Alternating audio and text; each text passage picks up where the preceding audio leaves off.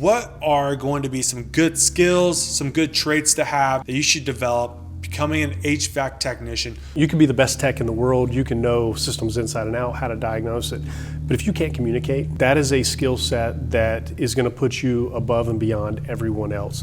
Because you got to have interpersonal skills, you got to be able to talk to people, and if you can't do that effectively, the message doesn't get across. Have you ever had a service company come into your house and the technician walks in, does whatever they do, you have no idea what they're doing, and now you've got a bill for $1,500 and you're like, well, what did you do? Really quick, before we get into this is a 7-part series that I sat down with Eric Grubbs, who is a professional, a trainer in the HVAC industry, has been in the HVAC industry for 20 plus years. Inside this series, we are going to go over everything from starting at ground zero with no experience to landing your first job in the HVAC world. So if you want to get started and build a career in the HVAC industry, these videos are for you. So stay tuned. Let's hop into it. All right, so closing out, Eric, what are going to be some good skills, some good traits to have if you don't already have them that you should develop becoming an HVAC technician, regardless if that's residential where you're dealing with customers or, even industrial or commercial settings? What are going to be some good things to have getting started in the HVAC industry? For sure. Austin, one of the biggest things that I always hit on, and it's the most prevalent, you can be the best tech in the world, you can know systems inside and out, how to diagnose it, but if you can't communicate, that is a skill set that is going to put you above and beyond everyone else. Because you got to have interpersonal skills, you got to be able to talk to people, and if you can't do that effectively, the message doesn't get across. Have you ever had a service company come into your house and the technician walks in, does whatever they do, you have no idea what they're doing, and now you've got a bill for $1,500 and you're like, well, what did you do, right? And a good technician really needs to have that skill set to be able to identify what does that look like. How do I get that message across to the homeowner so the homeowner's not questioning, one, what I did, and two, has a really good understanding of, oh, okay, this person came in, they diagnosed the system, they've checked all these different things. Even if they don't understand it, they have a good understanding that they can be confident in that technician. And that's very, very valuable, especially in today's market. So that's the first skill set I would say definitely focus on and get better at that. And then of course, the next part is the skill itself, right? All the different processes. Everything we do in HVAC, even though we learn it a little bit different, here's this and here's what you do, here's this, here's what you do.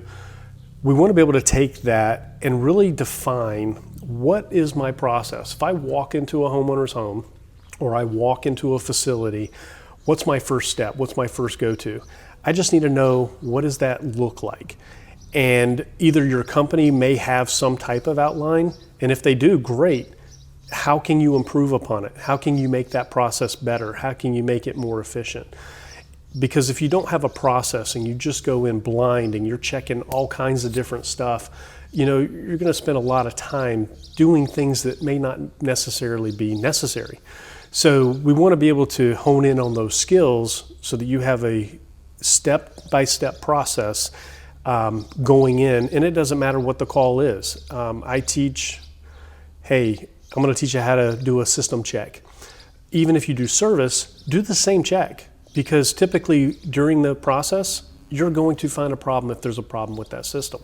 And so it's just good practice. But those are the two biggest things that I would recommend to anybody getting into HVAC. Focus on customer relations, how to communicate better, and to honing in on what is your process.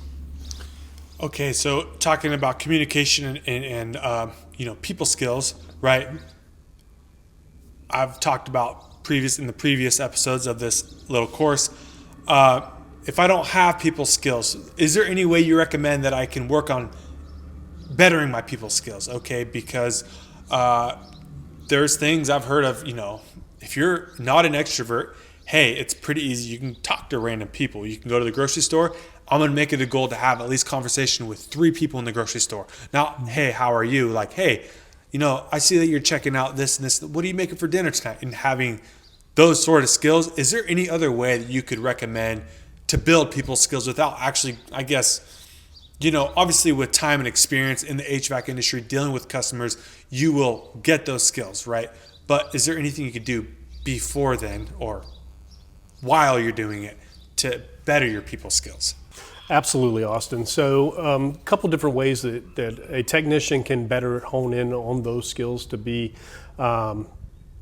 more comfortable with communicating to their homeowner and customer is, one, they can go into, there's different programs that are out there that help with public speaking and things of that nature. One of those programs is Toastmasters. So every city has one. That is an organization they can get in with to be able to better their skills as far as public speaking and talking and engaging.